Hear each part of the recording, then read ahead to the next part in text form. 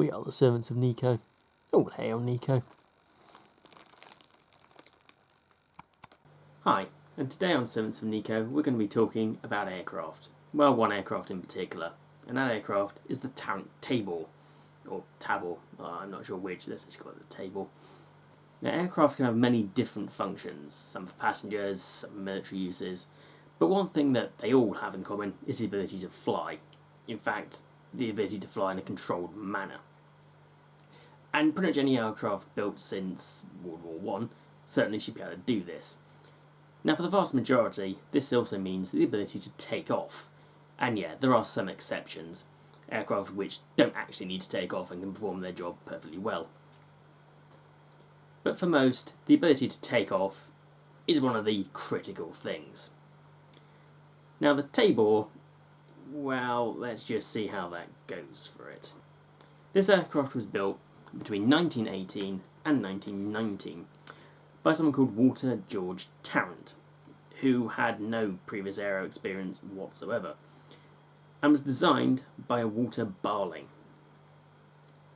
It was conceived as a very long-range heavy bomber. However, since World War I ended before it was built, the need for such an aircraft was no longer really that essential. However, Tarrant decided to complete the aircraft, get it into the air to test its basic ability, and then think about maybe converting it for some other use afterwards. Now, heavy bombers were relatively new by the end of the war, but they had been around for a couple of years, and both the British, with Handley Pages and Vickers Vimies, and the Germans with various aircraft such as the Gothas, had managed to build some which were functional. They worked perfectly well. Therefore, the Tarrant was not really pushing any boundaries, except perhaps in one. It was a very large aircraft. In fact, at the time, it was the biggest aircraft ever built. The wingspan was 131 feet. Just for comparison, the B-17 Flying Fortress from World War II was only 104 feet. So this was a big aircraft. Now, looking at this picture of the Tabor, you might think it looks a bit off, really. It's a triplane, which is nothing new, and it seems to have several layers of engines. It's actually got 6. There are 4 between the lower and middle wings, and 2 between the middle and upper wings. And this is the bit that looks weird. Those top engines in that top wing, they just look off. In fact, I actually did a very quick mock-up to show what the Tabor would have looked like had it been a biplane, just removing the top engines and the top wing. And in my opinion, it looks a bit more right, a bit more balanced. In fact, the reason for this is because the aircraft wasn't originally supposed to be a triplane at all. It was actually planned as a biplane with 4 engines. The engines it was supposed to use were Siddeley Tiger engines, which were 600 horsepower. But these engines were never actually completed, they were very much stillborn. So instead, Tarrant had to find other engines.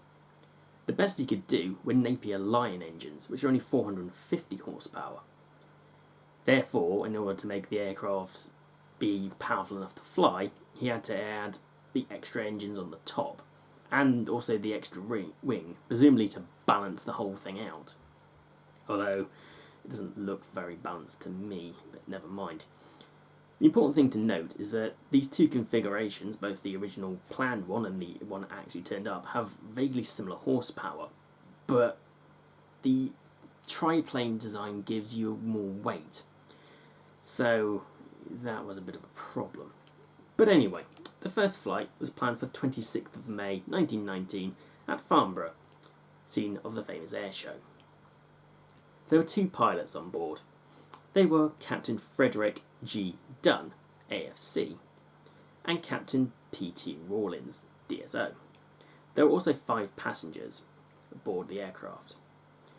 Now, the first thing they tried was some taxiing tests, which they did with only the 4 lower engines on. This went fine. The aircraft taxied along perfectly well, and everyone was happy with the performance so far. So they decided, let's go for a flight. Now, at first this was attempted with just the 4 lower engines again, but there just wasn't enough power to get the aircraft into the air, which demonstrates the need for the extra 2, of course. At that point, The pilots throttled up the final two engines. And unfortunately, this is where it all went wrong. The aircraft immediately pitched forward onto its nose, crushing the cockpits. Now, sadly, there is a tragic side to this story. Rawlins died immediately at the scene. Dunn did manage to survive the crash initially, but died several days later in hospital. I think it's fair to say that these two World War I veterans deserved better than to meet their ends shortly after the end of the war in this, well, slightly unwieldy device. But what happened? What went wrong? Well, actually, what went wrong was some fairly simple physics. In order to demonstrate that, I'm going to use a very high-tech visual aid. Yeah, I know, I haven't got a triplane. This will have to do. Okay. So the aircraft's taxiing on the ground, and it's going to be going at least some reasonable speed. So it's up like this, it's going along, the inner force pushing backwards here. Now first it's only got the 4 engines on, which are about here, pulling forwards. That's not too bad. But then, when you start up those top 2 engines as well, you've then got another force, obviously remember, more engines, another wing up here. These top 2 engines are pushing forwards here. And also, something I haven't mentioned yet, is that they've had put a load of lead ballast into the nose. 450 kilos of it, in fact, which on the table is about here. So of course that's a load of weight pushing down. So, force there, force there, force there. The whole thing's pulling around the centre of gravity, isn't it? And it's just going to twist it right over. In fact, actually, the only thing they didn't do, feathers falling off, the only thing they didn't do was take a great big helium balloon on their tail. It's probably the only way they could have made it worse, actually. The 5 passengers in the aircraft all survived because they were further back in the airframe. However, some of them were thrown around inside the interior and suffered some pretty bad broken bones, but all did recover. So the Tabor couldn't seem to take off, at least not in the configuration it was currently in. But if it had managed to take off, could it have flown? Well, we'll never know for certain. But let's go back to that 450 kilos of lead I was just talking about. Why was it there? Well, sources differ on whose idea it was. Some say that Tarrant didn't want this lead in and it was put forward perhaps by the Air Ministry. There's no clear consensus on that. Whereas other people say that Tarrant actually ordered this. And the reason he ordered it was because the Tabor was actually tail heavy and he was worried it wouldn't fly correctly. And he ordered the lead into the nose to correct this and maybe overreacted, put too much into it.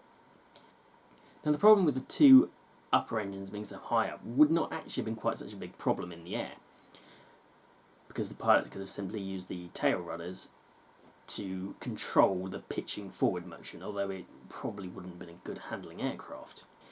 But we're never actually going to know whether the Tabor would have been able to fly at all. The aircraft was recovered from its crash state, and there were plans to rebuild it with suitable modifications, but this never actually happened. Tarrant never built another aircraft, so this is the end of the Tabor story. But not quite. As I said before, the Tabor was designed by Walter Barling. Now he emigrated to America and did design another fairly similar looking aircraft, the so-called Barling Bomber, whose actual name was the Whitman Lewis XNBL-1. Now, this was another long-range heavy bomber, and it looks quite a lot like the Tabor.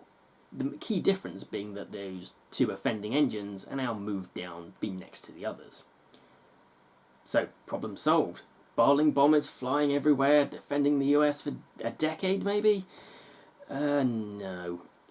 They only ever built one.